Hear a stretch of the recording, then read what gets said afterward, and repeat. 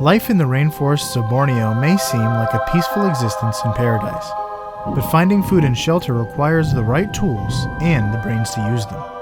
It's a good thing that the forest's largest tree-dwelling mammal has one of the largest proportional brains in the animal kingdom. But how do they use that advantage to survive 100 feet above the forest floor? These apes are truly living the high life, death, and taxonomy.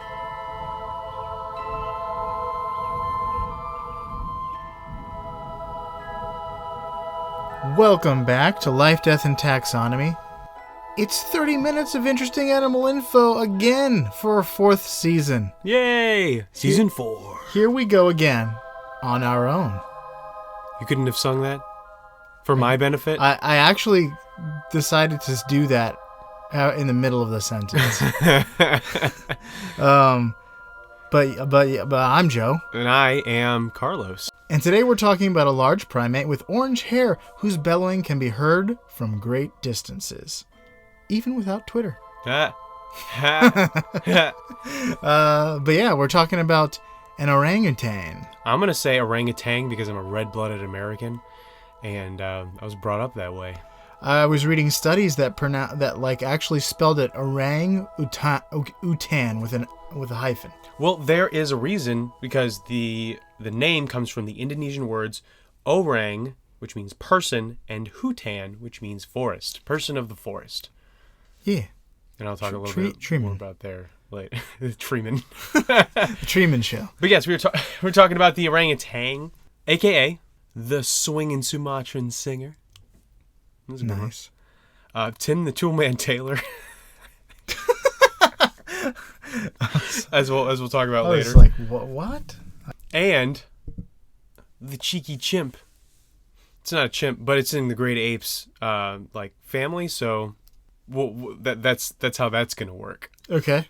But yes, the longtime frenemy of Life, Death, and Taxonomy is here, Vespasian. So let's talk about it. Let's talk about it because this is Life, Death, and Taxonomy. That last part has to come first for some reason. So it's kingdom Animalia. Okay. Phylum, you guessed it, Chordata, and then, yep, you guessed it again, class Mammalia. Yeah. So those 3 things, I don't even have to look them up. Just write them straight down. You know it, you love it, you're in it. Yep. The order is, at first I said primates, but I guess it's primates because of the way that Latin works. Huh. But yeah, it's spelled exactly the way you would think primates is spelled. But you know how I thought it was passiforms, but it's really passeriformes. Yeah. So it's like, whatever. This has a lot of sub and infra things. So suborder is Haplorhini. Same. No. Infraorder is Simiformes. So like simian as an adjective. Simiformes. The family is Hominidae, and that's chimps and gorillas, great apes. But not humans. But not humans. No hummus. no dips made out of chickpeas. Hummin beans. Hummus beans. The subfamily Ponginae. And then genus is Pongo. Yep. And the species is the one that we're talking about.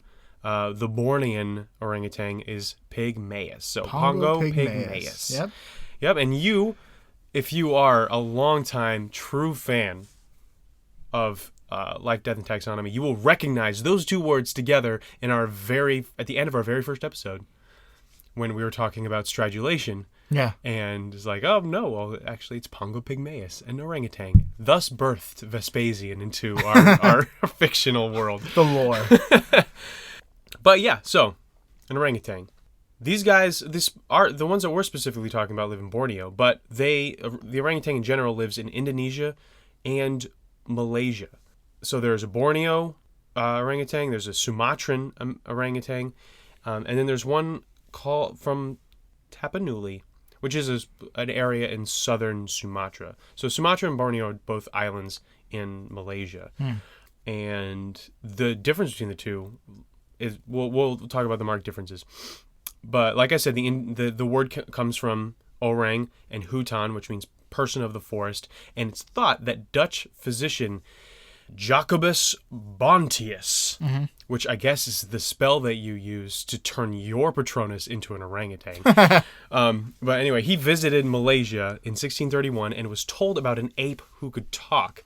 But apparently it was probably just someone with a serious mental condition. Oh my gosh. So, yep, that's 1631 science for you. But yeah, so that's where the name comes from. Now I know you're wondering, what does an orangutan look like? I've never seen one before. I've never had that knockoff of Capri Sun Tang. I have no idea what the astronauts had in space. I've never seen Dunstan Checks In. What is that? It's a movie about an orangutan. Is it? And Jason Alexander. Huh. It sounds really whimsical in a way that I would not enjoy now as an adult. I haven't seen it since I was a child, so I can't speak to that. So you'd probably get more appreciation out of it than I would. Yeah. But, okay, so in case you have never seen or heard of an orangutan before, O-rings are large apes with long, reddish, orangish fur all over. And they have gray-black skin with super long, strong arms. Their arms are longer than their height, so their wingspan is greater than their height. Where our wingspan, based on the Vitruvian Man that Leonardo da Vinci created, our wingspan equals our height. Yeah. But that is not the case for Mr. O-ring over here. They have bulky bodies, thick necks, short legs, no tail. So it's kind of like a big pear, big hairy pear, with long arms. We should have named the orangutan Perry. No, there's already a lovable animal sidekick named Perry, That's the platypus. True. Yeah, okay. Here's the big characteristic of orangutans, is the faces of the males.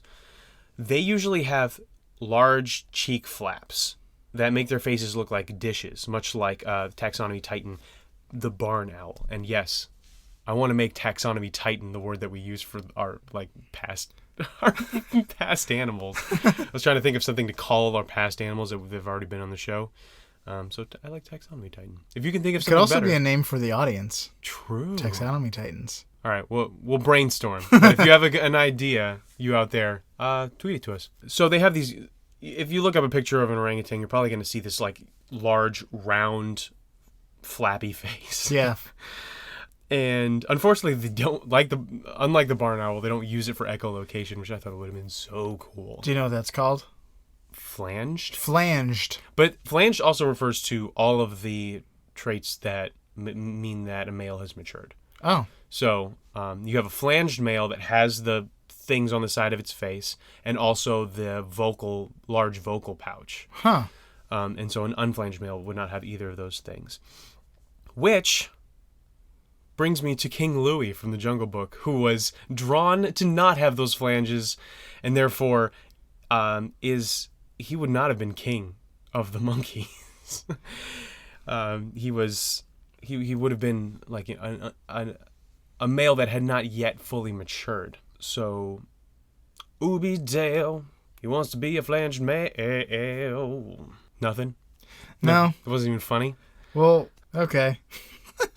I wasn't sure that all of them had that, but I guess they all do. They all do eventually have it, and here I'll talk about it. An orangutan reaches sexual maturity at 15 years old, meaning that they can reproduce at that point. But some males don't develop the cheek flaps and howl pouches until they're 20 years old. So there might be a 5-year period where they're able to reproduce, but they don't have the physical appearance of a male that can. So this can be, needless to say, frustrating for those males, since females will only really hang out with flanged males or cheeky males. Here's a picture of a father with a 20-year-old son who's not flanged. It's so disappointed. I'll have to post this somewhere. Yeah. It looks so good. Oh, I didn't mention the fact that they tend to have full-on goatees and sometimes Fu Manchu mustaches. Yeah, they do. They have little beards. Yeah, it looks very uncanny. Yeah. There's a lot of uncanniness when it comes to orangutans. Mm-hmm. So if you've seen Maurice from the Planet of the Apes, the most recent series, starring Andy Serkis. Yeah. That's a flanged male. Also, if you've seen the more recent Jungle Book More iteration, recent? what? More recent? Yeah. Oh gosh. Yes, but Christopher Walken is a giant version of this. He's Gigantopithecus. Yes, which doesn't exist. No, but may have. So, my question to you is this. Who would win? King Louie from the new one, the new JB, or King Kong? Which King Kong? The Peter Jackson King Kong. I think still King Kong. I believe so as well. He fought dinos. King Louie just kind of sits and sings around. King Kong looks a lot like he's built for battle. Yeah. He's a battle-built gorilla. So anyway, they don't, obviously orangutans don't get to be as big as Christopher Walken's character in the Jungle Book. My question is, how big do they get? And that question, my friends, brings us once again in this 4th season to the listeners, perhaps the Taxonomy Titans' favorite part of the show. So favorite, in fact, that we've had a little submission that we're going to play for you. Do you want to tell us about that? Yeah. So some of our teeny taxonomy. teeny taxonomical titans? Teeny taxonomy titans? Yeah, some of our teeny taxonomy titans were so enthralled with the Measure Up segment that they sent in their introduction into this segment. So, without further ado... Yeah, let's hear it. The listener's favorite part of the show, 3, 2, 1...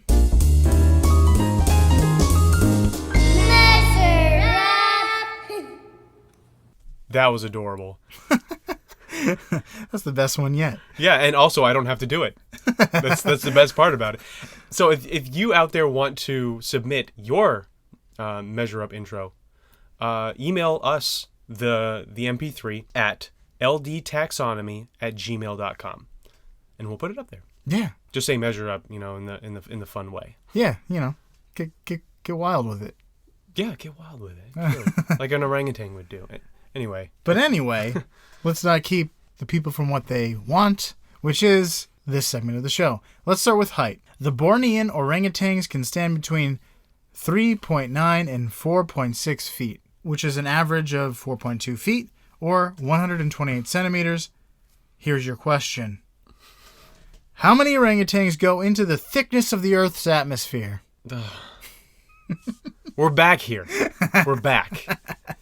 To astronomical dimensions, literally. I don't know. The Earth's atmosphere, does that include the exosphere, the magnetosphere? Where does this end? Well, I'll give you one hint. This actually is a pretty decent hint. I can tell you don't believe me. I don't believe you at all. Because the Earth's atmosphere gets thinner as you get higher, the majority of the atmosphere is in the first 10 miles above the Earth's surface. Okay. Which means it's more than 10 miles. I knew that. Because planes fly at like 7 miles. Okay. Well, the majority of the atmosphere is in the first 10 miles. Okay. And they fly in the stratosphere, which is the next level above the troposphere. So then I know 2 other spheres. Oh, no, a third one. Ionosphere. That's another one. Mm-hmm. I don't know where they are.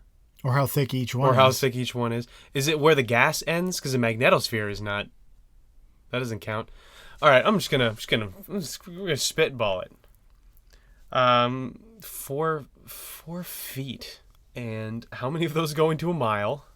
Well, how many miles do you think it is thick? Wait. So you said the majority of the atmosphere is in the first 10 miles? Yeah. But that's because of density. The rest of it is like super expanded out there. So the next 50 miles could be more gas. It's like a cloud. It could be a mile long. You were trying to trick me. Yeah. That was a terrible hint. Good thing I'm so good at space math. Isn't that astrophysics? Isn't that space Nope, math? it's space math. I'm going to say 60 miles for the whole kit and caboodle. And 60 miles? Yeah. Okay. 60 miles total, not on top of the 10. Right. Okay. I'm going to say 74,285.7. So. And I definitely was not using a calculator at all. Well, It's 300 miles thick. Oh, dang it. And the answer is 377,143 tangs Okay. go into the thickness of the Earth's atmosphere. So it must also include the like low Earth orbit or something it like really thins out up there. So, I know you're expecting me to talk about weight, and I'm not gonna, except for that they can reach weights of up to 220 pounds. But let's talk about their conservation status. Orangutans are critically endangered, and there are estimated to be only 100,000 individuals left in the wild.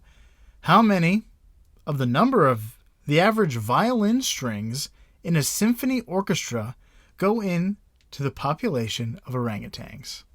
Because it's really sad that there's not that many left. So we need to get the strings in here. The world's tiniest violin. There are 4 strings on a violin. Yep. I want to say, let's say there's 20 violinists in an orchestra, which would give us a solid number of 100 strings. Okay. Now, what was your question? How many of those... Are in the world? Okay. Yeah. I'm going to say 3.5. 3.5 orchestras worth of violin strings. So I'm saying there's 350 Bornean orangutans left. No. You're not saying that. I'm asking you to, have... I told you there's 100,000 left. Oh, you did? Yeah. Oh, then cut out everything I just said. Yeah, so there's 100,000 left. You're looking for... The number you're looking for... Oh, it's okay. is how many string groups go into that number. Okay, so 1,000 is the number. Because I think there are 100 strings in an orchestra. Yeah. Therefore, 1,000 of them would get us to the 100,000 that are left. There are about 128 strings in an orchestra. Okay, that was kind of 16 primary first violins and 16 second violins. Oh, okay. Yeah. So, I forgot to give you the hint. This would have saved you. Oh, man. The Bornean orangutan population declined 60% in 60 years. And also the London Philharmonic Orchestra. Which would lead you inevitably to the answer 181 string groups go into the population of the orangutan. I'm so confused right now. That's fine, as long as the listener is completely on board with what's going on. I doubt that. The important thing is that there's only 100,000 individuals left, and it's declining. So I feel magnificently bamboozled here. Yeah. On both accounts. Well. All right, are we done? That's it. Goodness. All right, so let's talk about their behavior a little bit. Oh, by the way, with all those dimensions put together, the orangutan is the largest arboreal dwelling mammal. Huh, yeah. Same. If I were an arboreal dwelling If you were the Swiss Family Robinson, then they are the largest arboreal dwelling mammal. Because the orangutan lives almost all of its life in the trees. They make elaborate nests in the trees with pillows, blankets, roofs, and even bunk beds. So that's bananas to me, and not just because we're talking about monkeys. I don't even know if they eat fruit a lot, so I assume that they eat bananas. If there are bananas where they are, then they'll probably eat them. Yeah, probably.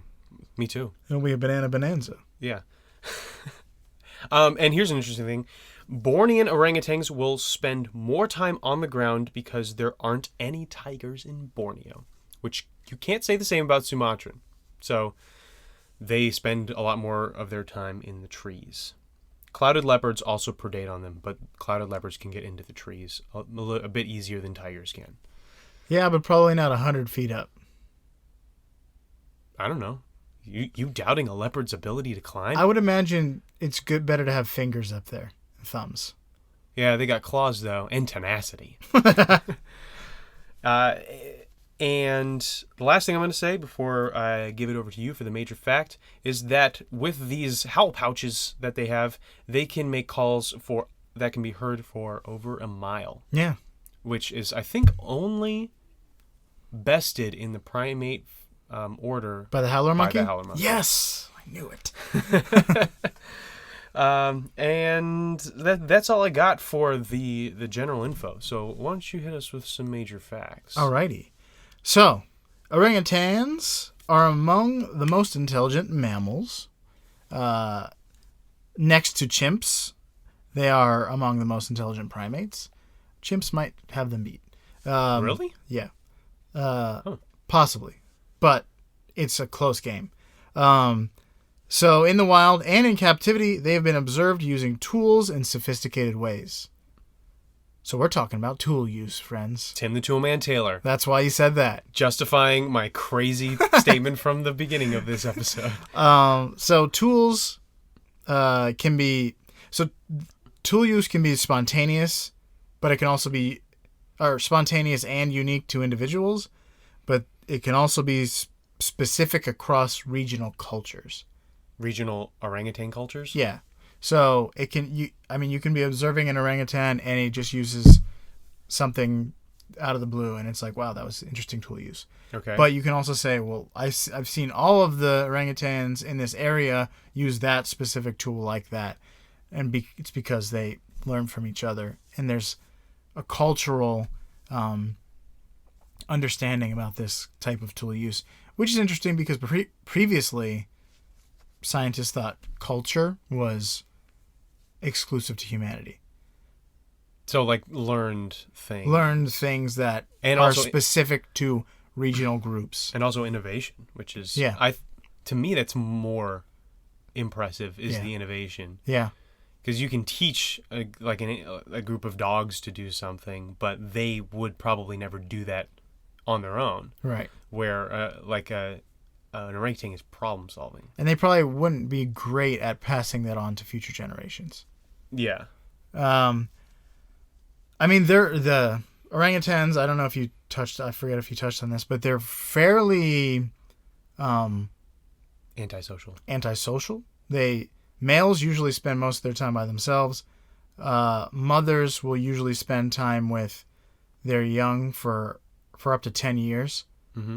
And female orangutans are more likely to be in contact with her children, other people's children, and other females. Other people's children. I also forgot to mention the idea of neoteny, which we talked about in the axolotl episode, and that's the fact that it takes... orangutans live for about 30 years, and it takes them half of their lives to reach sexual maturity. Yeah. So that's an example of neoteny, because it takes a long time for them to become adults. Yeah. And in the case of the axolotl, it never becomes an adult. It Right. never reaches its final form. Okay. So anyway, continue. So here are some examples of tool use. They will use branches to scratch their backs. They will use branches or like hook-shaped branches or whatever to fish fruit and branches that are out of reach. Mm-hmm. Fish for them. No, they're not fish. They use leaves to wipe their face. They throw branches and fruit in agonistic displays, which is displays of aggression or for fighting. So It's like busting your like a glass on the ground, going like, "Don't mess with me." Yeah. They build rain hats and ponchos out of broad leaves to keep the rain off their heads. That is adorable, and I did see a picture of that. Yeah. And it's a little bit heartbreaking. One female was observed building a nest structure to bridge a narrow river. Whoa. She bridged a river. Like a bridge over troubled water. Yeah. This particular one was observed in an ongoing study in the Tanjung Puting Reserve in Indonesia. And there's an ongoing study there studying tool use in forest-born and ex-captive apes. Mm-hmm. So they're kind of comparing, like, what do they do on their own and what do they do when they've been in captivity and released to the wild. Generally, forest-born orangutans mainly use tools in agonistic displays or for nesting, like you mentioned. But ex-captive apes will use tools in a wider variety of settings and for different purposes. They'll use sticks most commonly, but they can also use human tools like rags, spoons, cups, shovels, knives, hoes, ropes, boats, and rafts. Yeah, you showed me just the best video. Yeah. Of our inspiration, David Attenborough. Yes. Sitting with an orangutan that was washing socks. Yeah. Because it saw someone or another orangutan washing socks, but one was using a canoe. Yeah. And it was also, I don't know if I'm stepping on your toes here, but it was also using a hammer and nail. Yeah. To no avail. Yeah, but it wasn't going well, but she understood the concept. she understood to set the nail up and then try to hit it with the hammer. Yeah. And saw. She was sawing wood, yeah. Oh my gosh, that was bananas. David Attenborough was very unimpressed with the hammer and nail situation, though. Just by the look on his face. I think that look was actually just like inquisitiveness, but it looked like disappointment. It sure did. But she was rowing the canoe with her hands. She Yeah. wasn't just sitting in it and understanding that she was actually directing the canoe. Yeah. Insane. Yeah. What? Let's see your dog do that. They're going to take over the world, and this will become Planet of the Apes. So basically, their learning capability from observation is really strong. So they can learn from people, and they can also learn from other apes. Orangutans spend years learning from their own mothers. They can, they have tight bonds for a really long time with their mothers. They can nurse for up to 8 years. They're cling to their mother for like 5 years. Failure to launch. And then after 10 years, they become more independent. But they'll stick with her for 10 years. Okay. I wonder if the reason why chimpanzees seem more intelligent is because they're more social and more rapidly disseminate information. The study that the study from this Indonesian reserve said that under the right circumstances, if it became necessary, orangutans, like in a short amount of time, could learn and adapt to be as adept with tool use and other things as chimpanzees. Yeah, and they don't have like as good small motor skills because their hands are like they have special joints in their hands that allow them to swing from trees and to hook onto trees without having to actually grip because their resting hand is not open; it's curved. So there's idea that's why they can pick things up, but they couldn't like thread a needle. Right. So that's a. But that's all I got. That's the orangutan. I love it. These guys are cool. They are, like, just watching videos of any like higher primate is it's very surreal and uncanny because it's like their faces look very human sometimes, expressions, but also just like you're rowing a boat. You're a full-on animal rowing a boat. Well, there was also one where they sent zoologists into their natural habitat and taught them sign language. I think over 2 years they learned 50-something signs and could communicate. Like Coco the gorilla was like sign joking with Robin Williams back in that video in the 80s, I think. But these orangutans can do a similar thing where they can communicate things that they want, or whatever, to zoologists and to each other. So it's not that far from the new Planet of the Apes. Yeah, where Maurice serves as the the moral fiber for their group of apes. Huh. Have you heard the expression "language isn't words, it's grammar"? No. That's apparently a thing in linguistics where it's if you can't understand grammar, you can't really understand language. You just have a vocabulary that's assigned to things, so you don't know how to understand. You don't understand how to like fully communicate. Interesting. So I wonder if they bridge that gap. Apparently, it's really hard to bridge that gap after a human turns like 12. Oh, like the feral children hypothesis? Which I learned from a show I recently listened to. Yeah, No, Yeah podcast. Interesting. Not family friendly, but it's very good. Well, yeah. But I don't know. As a linguistics major, I had never heard of that. yeah. But maybe that's a newer thing. Well, it was in the context of feral children, which is like really understood. Understudied because it's unethical to purposefully study it. Right. Yeah. But yeah. So on that, just uplifting and happy note of feral children. Mm-hmm. That's all we've got for you today. So for you out there in podcast land, grab a rain hat, build your nest, and use your environment to your advantage, like we do here at Life, Death, and Taxonomy.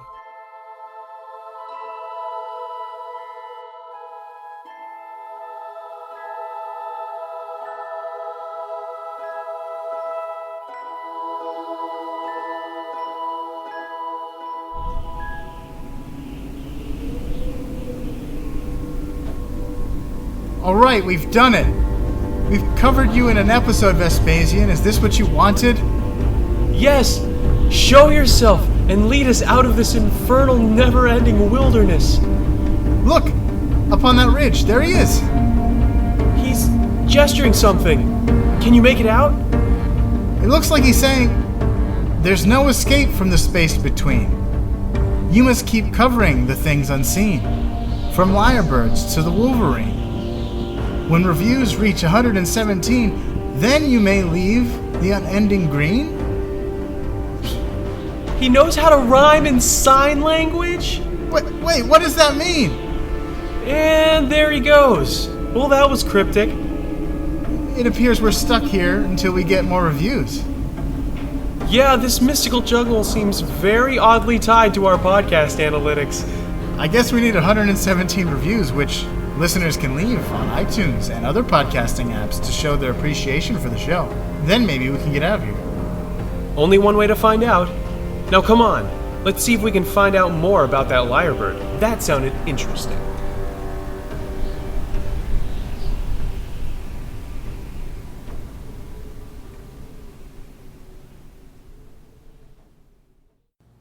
Measure up! That's funny. I'll do it again because I didn't do it. Okay, let's do it again. Ready? Go. Measure up!